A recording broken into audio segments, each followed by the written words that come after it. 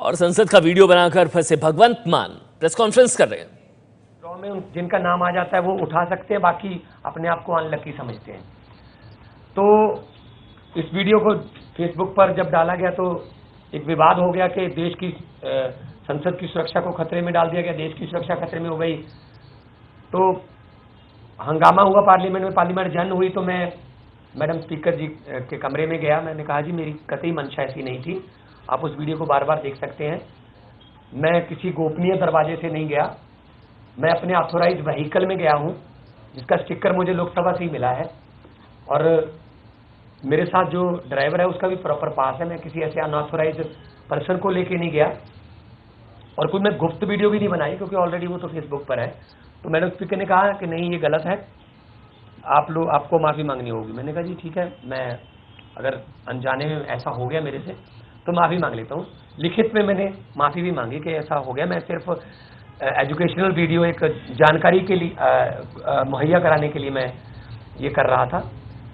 ऐसे में अगर आपको लगता है कि ये इसमें कुछ मेरे से गलत हो गया तो मैं इसकी बिना शर्त माफ़ी मांगता हूँ, और आगे से ऐसा ना करने का भरोसा भी दिया था। लेकिन उस माफ़ी को काफ़ी नहीं समझा गया, उसको राजनीतिक रूप दे दिया गया। कहा गया कि भगवंत मान को बर्खास्त करो, अभी बर्खास्त करो, ये तो बहुत खतरनाक है देश के लिए, ये तो बहुत खतरनाक है संसद के लिए। अफजल गुरु से मेरी तुलना कर दी गई, रिचर्ड हैडली से मेरी तुलना कर दी गई कि इसने तो रेकी कर दी, इसने तो पता नहीं आतंकवादी कोई संस्थाओं से मिले हुए हैं, ये तो इनकी जांच कराओ। तो मैंने आज एक चिट्ठी भी लिखी है माननीय अध्यक्ष महोदया को कि जी मेरी एक वीडियो की जांच करने के लिए आपने 9 मेंबरी एक कमेटी बना दी किरीट सुमैया जी की अध्यक्षता में। तो ठीक है, मैं उस कमेटी जब भी मुझे सम्मन करेगी मैं जाऊंगा, लेकिन मेरी वीडियो की वजह से देश की सुरक्षा को खतरा हो गया। आईएसआई ने 2001 में संसद पर हमला किया था। आईएसआई ने देश में और बहुत से हमले, उनमें आईएसआई का हाथ रहा। पठानकोट में 2016 में आईएसआई ने हमला किया एयरबेस पर, और प्रधानमंत्री जी आईएसआई के ऑफिसर्स को एसी बस में बिठाकर पूरा एयरबेस घुमा रहे हैं पठानकोट का। वो कहीं से भी नक्शा बना सकते हैं, पूरी सुरक्षा के पॉइंट्स हमारे बता दिए गए, और उनके साथ लंच किया जाता है। क्या एक मेरी छोटी सी वीडियो से देश की सुरक्षा खतरे में डली है, या फिर प्रधानमंत्री जी ने आईएसआई को पूरा एयरबेस दिखाकर देश की सुरक्षा खतरे में डाली है? तो मैंने ये निवेदन किया है माननीय स्पीकर महोदया को कि इस समिति की ज्यूरिडिक्शन बढ़ाई जाए, इसका दायरा बढ़ाकर प्रधानमंत्री जी को भी इस समिति के अंडर लाया जाए, इस कमेटी के अंडर लाया जाए, क्योंकि देश की सुरक्षा में सेंध लगाने के सिलसिले में ये कमेटी बनी है। तो सुरक्षा में सेंध के लिए तो प्रधानमंत्री जी भी जिम्मेदार हैं, जिन्होंने आईएसआई को बुलाया हमारे देश में, और ज्यूरिडिक्शन बढ़ाकर प्रधानमंत्री जी को भी इसके अंडर इस समिति वो बुलाए, उनको सम्मन करे। और प्रधानमंत्री जी भी एक एमपी हैं, तो उनको भी कुछ समय के लिए सस्पेंड किया जाए, ताकि देश की सुरक्षा की जो समिति है वो बिल्कुल निष्पक्ष जांच कर सके इसकी। तो मैंने आज ये लेटर लिखा है अपनी पार्टी, मैं अपने लेटर पैड पे, और मैं परसों मुझे बुलाया है कमेटी ने, मैं अपना पक्ष रखूंगा, कमेंट्स भी रखूंगा, अपना दोबारा वीडियो अगर देखनी है।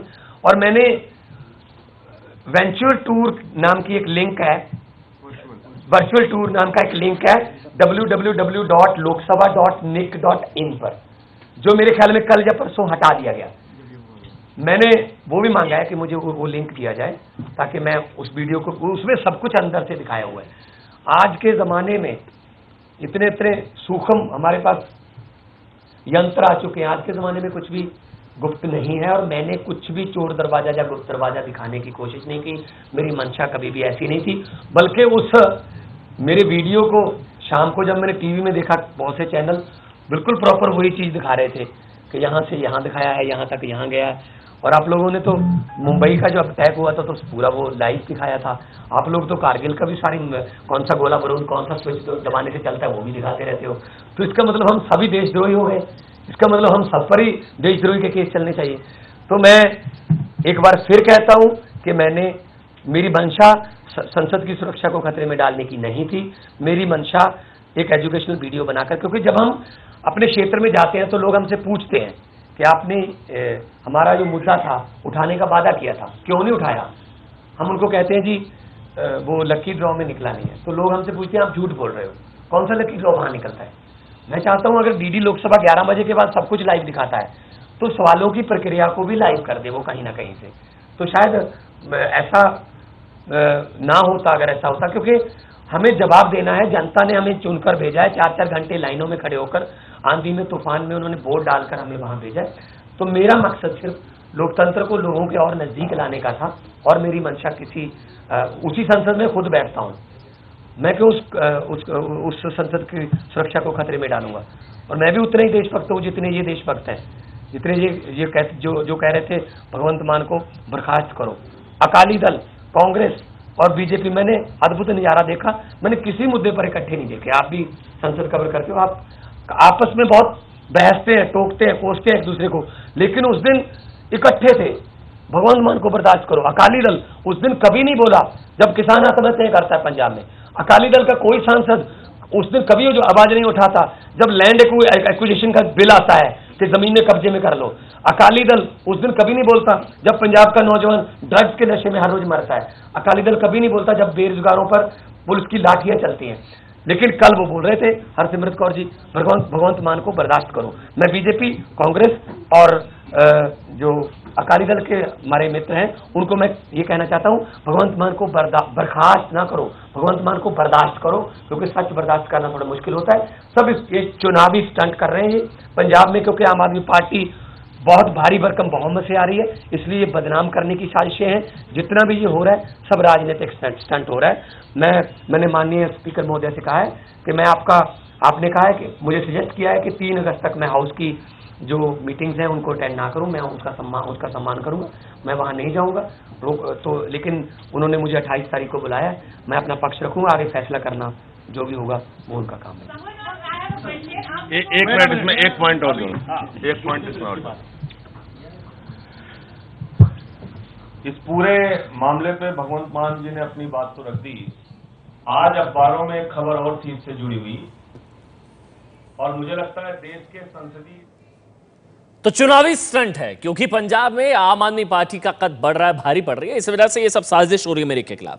ये चुनावी स्टंट है। इसके अलावा उन्होंने एक और महत्वपूर्ण बात कही कि प्रधानमंत्री को भी इस जांच के दायरे में लाया जाए, जो आयोग बनाया गया है उसका दायरा बढ़ाया जाए, क्योंकि जिस आईएसआई ने देश पर हमला किया उसी आईएसआई को पठानकोट एयरबेस ले जाया गया, उसको घुमाया गया। तो क्या मेरे वीडियो से अगर देश की सुरक्षा को खतरा है तो क्या उससे खतरा नहीं हुआ?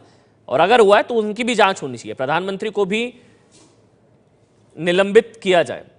लेकिन यह साफ नजर आ रहा है कि भगवंत मान अपनी गलती को ढकने के लिए इस पूरे मामले में प्रधानमंत्री को भी घसीटते नजर आ रहे हैं और पुराना मामला उठा रहे हैं, और अपनी गलती पे वो माफी भी मांग चुके हैं, बिना शर्त वो माफी मांग चुके हैं कि आज से ऐसा नहीं करूंगा, मेरे से गलती हुई है। लेकिन अब वो कह रहे हैं वो प्रधानमंत्री को भी पूरे मामले में घसीटते नजर आ रहे हैं कि प्रधानमंत्री को भी सस्पेंड किया जाए।